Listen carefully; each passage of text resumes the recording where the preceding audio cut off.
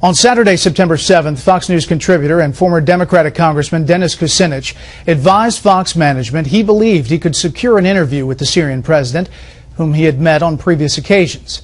At the time, it appeared an American military attack on Syria was imminent, and Fox News Executive Vice President of News, Michael Clementi, decided that Kucinich should pursue the interview on condition that a Fox News journalist would also be included.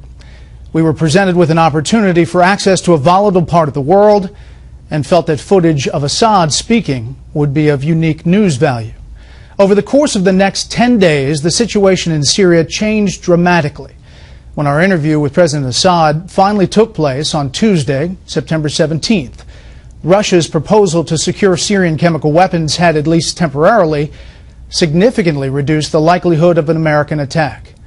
That prospective Russian deal continues to do so.